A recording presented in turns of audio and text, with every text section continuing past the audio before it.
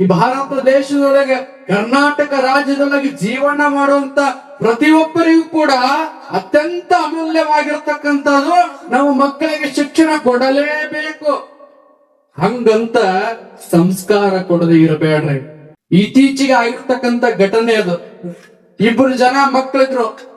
ತಂದೆಯನ್ನ ಒಂದು contract base ಮ್ಯಾಗ ತಂದಿಗೆ ನೋಡ್ಕೊಳ್ಳಾಕ ಆ ನಾಗರ ಮುನ್ನೋಳಿ ಗ್ರಾಮದೊಳಗ ಒಬ್ಬ ಕಾಂಟ್ರಾಕ್ಟ್ ಬೇಸ್ ಮ್ಯಾಗ ಒಬ್ಬ ನರ್ಸನ ಅವನ್ ನೇಮಕ ಮಾಡಿರ್ತಾರಂತ.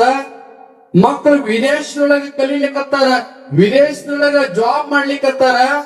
ತಂದೆಗೆ ನೋಡ್ಕೊಳ್ಳಾಕ ಕಾಂಟ್ರಾಕ್ಟ್ ಬೇಸ್ ಮ್ಯಾಗ ಒಬ್ಬನ ನೇಮಕ ಮಾಡ್ಯಾರ. ಆತನ ಅವಧಿ ಮುಗಿದು ಬಿಟ್ಟದ, ಕಾಂಟ್ರಾಕ್ಟರ್ ಅವಧಿ ಮುಗಿದು ಬಿಟ್ಟದ. ಆತ ತಂದೆನ ಬಿಟ್ಟು ಹೋಗ್ಬಿಟ್ಟಾನ. ಆ ತಂದೆ 4-6 ದಿವಸ ಹೊಟ್ಟಿಗೆ ಅನ್ನ ನೀರ ಇಲ್ಲದೆ ನರಳಾಡಿ ಒಂದು ದಿನ ತೀರ್ಕೋತಾನ. 6 ಮಕ್ಕಳಿಗೆ ಫೋನ್ ಮಾಡಿ ಹೇಳ್ತಾರ, ನಿಮ್ ತಂದೆ ತೀರ್ಕೊಂಡಾನ, ಆತನ ಅಂತ್ಯಕ್ರಿಯೆ ಮಾಡೋದದ, ಯಾರೇ ಬರ್ತೀರಿ ಅಂತ ಕೇಳಿದಾಗ ಶಿಕ್ಷಣ ಕೊಟ್ಟಿರ್ತಕ್ಕಂತ ಮಕ್ಕಳು, ನನ್ನ ಮಗ ಈ ಸಮಾಜದೊಳಗೆ ತಲೆ ಎತ್ತಿ ಬದುಕಲಿ ಅಂತೇಳಿ ಕೂಲಿ ನಾಲಿ ಸಾಲ ಮಾಡಿ ಮಗನಿಗೆ ಶಿಕ್ಷಣ ಕೊಟ್ಟಾರ. ವಿದೇಶದೊಳಗೆ ಹೋಗಿ ಕಲೀಲಿಕ್ಕತ್ತಾರ, ವಿದೇಶದೊಳಗೆ ಹೋಗಿ ಜಾಬ್ ಮಾಡ್ಲಿಕ್ಕತ್ತಾರ.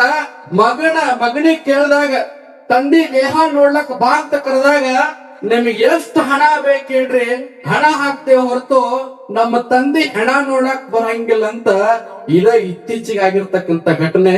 ನಮ್ಮ ಮಕ್ಕಳಿಗೆ ಎಷ್ಟು ಶಿಕ್ಷಣ ಕೊಡ್ತೀರಿ ಗೊತ್ತಿಲ್ಲ. ಅತ್ಯಂತ ಅಮೂಲ್ಯವಾಗಿರ್ತಕ್ಕಂಥದ್ದು ನಮ್ಮ ಮಕ್ಕಳಿಗೆ ಸಂಸ್ಕಾರ ಕೊಡೋ. ನಾನು ಇಡೀ ಜಗತ್ತಿನೊಳಗ ಭಾರತಕ್ಕೆ ತಲೆ ಬಾಗ್ತಾರಂದ್ರ ಈ ಭಾರತ ದೇಶಗಳಿಗಿರ್ತಕ್ಕಂಥ ಸಂಸ್ಕಾರದಿಂದಾಗಿ